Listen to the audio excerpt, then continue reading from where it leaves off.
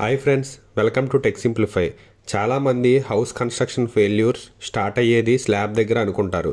కానీ వాస్తవానికి స్టార్ట్ అయ్యేది సరిగ్గా జాగ్రత్తలు తీసుకోకుండా నిర్మించే ఈ కాలం నుంచే. ఈ వీడియోలో మనం తెలుసుకునేవి కాంక్రీట్ కాలం వేసేటప్పుడు తీసుకునే జాగ్రత్తలు and mistakes that could cost you everything. అంటే మీ మొత్తం బిల్డింగ్నే ప్రమాదంలో ఉన్నట్టు ఈ మిస్టేక్స్ చేస్తే.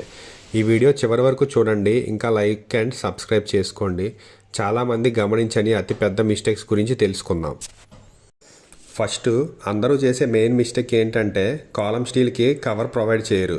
చూడండి, ఈ వీడియోలో స్టీల్కి షట్టరింగ్ ప్లేట్కి అస్సలు గ్యాప్ లేదు. మనం ఖచ్చితంగా కవర్ బ్లాక్స్ పెట్టుకోవాలి 40 mm థిక్వి. లేకపోతే ఏమవుద్దంటే స్టీల్ తుప్పు పట్టి కాలం 10 yearsలోనే ఫెయిల్ అయిపోద్ది.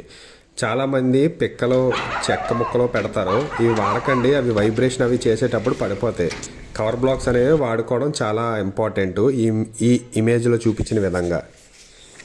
సెకండ్ పాయింట్, మనం కాంక్రీట్ వేసేటప్పుడు సిమెంట్ మోటార్ అంటే మాలు బయటకు పోకుండా చూసుకోవాలి. దీనికోసం మనం కాలం సైడ్స్ ఇంకా బాటంలో గ్యాప్స్ లేకుండా టైట్గా ఫిట్ చేసుకోవాలి. లేకపోతే ఏమవుద్దంటే హనీకూమ్స్ వచ్చి కాలం బలహీనంగా మారుతుంది.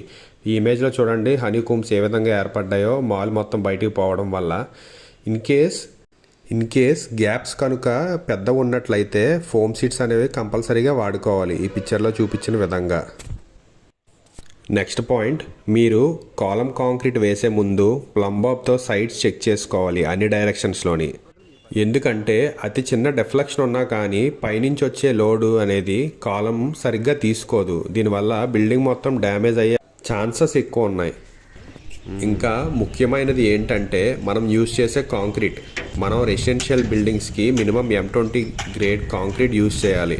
1:1.5:3 అంటే 1 kg సిమెంట్కి 1.5 kg ఇసుక, 3 kg పిక్క యూజ్ చేసుకోవాలి. మీరు నిర్మించే కాలంకి మంచి స్ట్రెంత్ రావాలి అంటే సైట్లో మెటీరియల్ మిక్స్ ఈ విధంగా ఉండేటట్టు చూసుకోండి కంపల్సరీగా.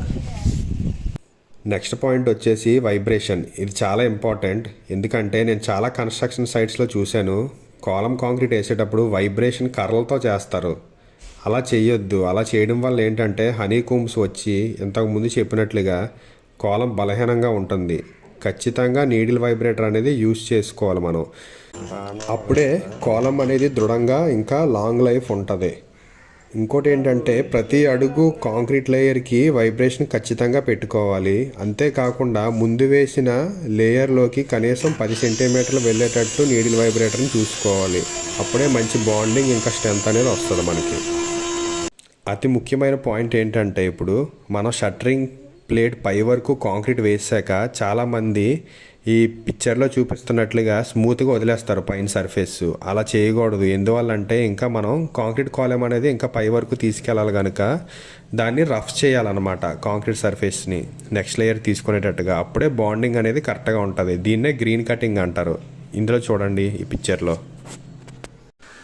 లాస్ట్ పాయింట్ ఏంటంటే కాలం వేసిన 24 hours ఫామ్ వర్క్ రిమూవ్ చేసి క్యూరింగ్ చేయాలి ఇమీడియట్గా. చాలామంది అడుగుతున్నారు కామెంట్స్లోని క్యూరింగ్ ఎన్ని డేస్ చేయాలి అని. క్యూరింగ్ అనేది కంపల్సరీగా 14 days చేసుకోవాలండి.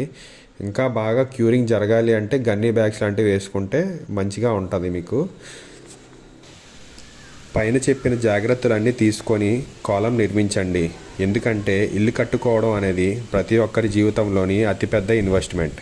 మీరు ఈరోజు వేసే కాలం మీ కుటుంబాన్ని 50 నుంచి 100 సంవత్సరాలు కాయాలి. అన్ని జాగ్రత్తలు తీసుకొని నిర్మించుకోండి. Thank you. Tech simplify. Please like and subscribe.